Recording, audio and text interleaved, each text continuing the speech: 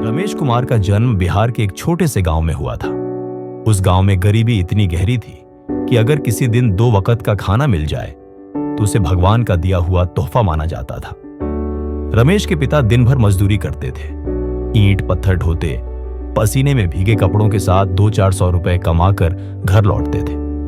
मां सिलाई का काम करती थी ताकि घर के खर्च में थोड़ा हाथ बटा सके। ऐसे माहौल में सपने देखना भी एक गुनाह लगता था, क्योंकि जहां पेट भरना ही मुश्किल हो वहां कोई कैसे किताबों की बातें करे। स्कूल, किताबें, पढ़ाई, ये सब बातें रमेश के घर में कभी मायने नहीं रखती थी। लेकिन रमेश बाकी सबसे अलग सोचता था। जब दूसरे बच्चे खेतों में काम करते या गलियों में घूमते, रमेश टूटी फूटी कॉपियां, पुराने अखबार और कूड़े में फेंकी गई किताबें उठाकर पढ़ाई करता। उसके पास स्कूल बैग नहीं था, बोरे में किताबें रखता। जूते फटे हुए थे, पैर से ज्यादा जमीन दिखती थी, लेकिन उसकी आंखों में सपने थे। वो सपने जो उसके गांव से बड़े थे, उसकी गरीबी से बड़े थे। लोग उसका मजाक उड़ाते, रिश्तेदार ताने मारते, क्या करेगा पढ़ लिख कर, अमीरों के सपने हैं ये सब, काम कर पैसा कमा। लेकिन रमेश ने किसी को जवाब नहीं दिया।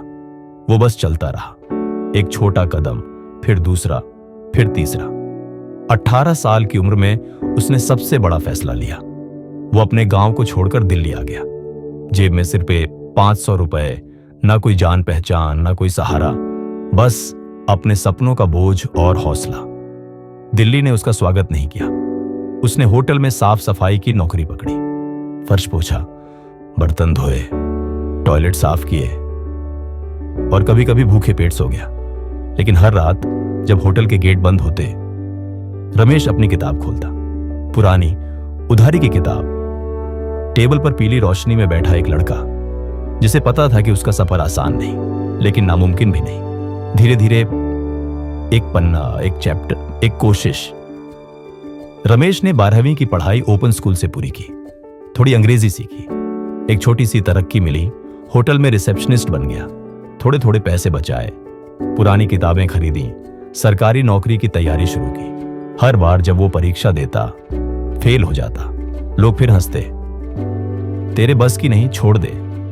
लेकिन रमेश को एक बात समझ आ चुकी थी, नाकामयाबी अंत नहीं होती, बस एक और कदम आगे का रास्ता होती है। साल बीतते गए, दोस्त हार मान गए, कुछ गांव लौट गए, लेकिन रमेश चलता रहा और आखिरकार 28 साल की उम्र में एसएससी परीक्षा पास की, सरकारी अफसर बन गया। अब रमेश इतना कमा रहा है कि अपने माता पिता, अपने पूरे परिवार और यहां तक कि अपने गांव की भी मदद कर सके। वही गांव जो कभी हंसता था, अब अपने बच्चों को सलाह के लिए रमेश के पास भेजता है। उसके पापा अब मजदूरी नहीं करते, उसकी मां अब दूसरों के कपड़े नहीं सिलती। क्यों? क्योंकि एक लड़के ने एक छोटा कदम उठाया और कभी रुकने का नाम नहीं लिया। रमेश कहता है, जिंदगी बदलने के लिए कोई बड़ा मौका नहीं चाहिए, बस एक छोटा सा सही कदम चाहिए। हर दिन, हर बार